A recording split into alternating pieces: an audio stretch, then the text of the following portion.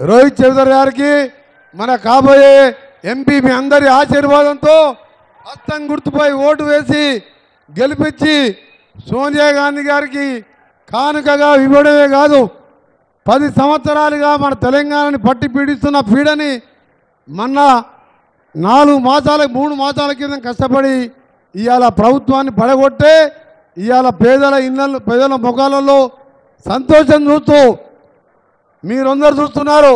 ఒకదాని వెనుక ఇచ్చిన 6 గ్యారంటీలు అమలు చేస్తూ ఈరోజు మళ్ళా శ్రీరాముని పాదాల దగ్గర పేదలు 10 సంవత్సరాలుగా ఇల్లు లేని వారికి ఇల్లు కట్టించే 5 లక్షల రూపాయలు ఇల్లు కట్టించే ఇందిరమ్మ పథకాన్ని ఇప్పుడే అక్కడ ప్రారంభించుకొని వస్తున్నామని మీ అందరూ కూడా గర్వంగా చెప్తున్నాం.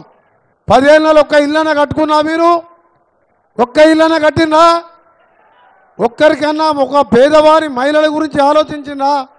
ఇవాళ బస్ ఎక్కాలన్నా మహిళల గురి 500కే గ్యాస్ సిలిండర్ జీరో బిల్లు పేరు మీద ఇవాళ పేదవారికి నెలకు 600 అంటే సంవత్సరానికి 6-7 రూపాయలు మిగులుతూ ఇంకా కూడా ఎన్నో కార్యక్రమాలు చేస్తున్నాం. అందుకనే మీ అందరు కూడా ఒకటే రిక్వెస్ట్ చేస్తున్నాను నేను. ఈరోజు కేసీఆర్ గారు, కేటీఆర్, హరీష్ ఆ పార్టీ రోజు పేపర్లో చూస్తున్నాను. మీరు ఇవాళ రోజు మొన్ననే 3 ఎంపీలు పోయినారు, ఎమ్మెల్యేలు పోయినారు. మన పార్టీలకు ఎంతో జడ్పీ చైర్మన్లు, ఎక్స్ ఎమ్మెల్యేలు కాంగ్రెస్ పార్టీలోకి వస్తున్నారు. అందుకనే సోదరులారా, రాబోయే 10 సంవత్సరాలు ఇందిరమ్మ పాలన కాంగ్రెస్ పార్టీ అధికారంలోకి ఉంటుంది. రేవంత్ రెడ్డి గారు ముఖ్యమంత్రిగా, మేమందరం మినిస్టర్లుగా ఒక టీం లాగా పనిచేస్తూ మా ఎమ్మెల్యేలు అందరం కూడా ప్రజల మధ్యలో ఉంటున్నాం. ఇవాళ మీరు సెక్రటరీ పోతే ఉదయం పోతే సాయంత్రం వరకు కొన్ని వేల మంది మా దగ్గరికి వస్తున్నారు. కానీ కేసీఆర్ పాలనలో సెక్రటరీ కానీ మంత్రుల దగ్గర కానీ ఎవరు పోయేవాళ్ళు కాదు.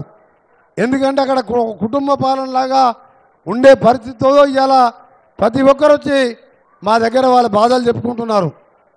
అందుకనే మీ అందరికీ చెప్తున్నాం, ఇంకా 40 రోజులు మాత్రమే సమయం ఉన్నది. 10వ తారీఖు ఎన్నికల నోటిఫికేషన్ వస్తుంది. ఒక 35 రోజులు కష్టపడండి.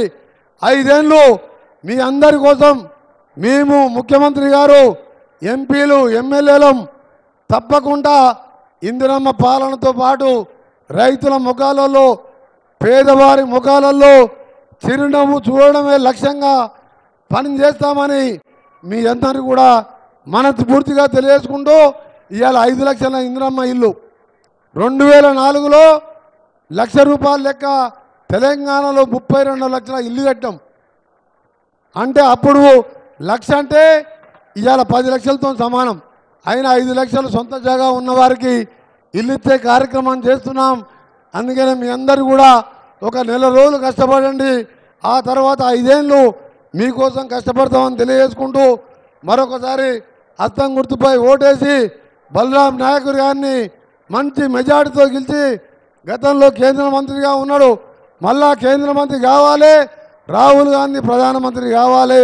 అందుకనే మీరందరూ కూడా కష్టపడి గెలిపించాలని కోరుతూ చేతులెత్తి నమస్కరిస్తూ సెలవు తీసుకుంటున్నా. జై హింద్, జై కాంగ్రెస్.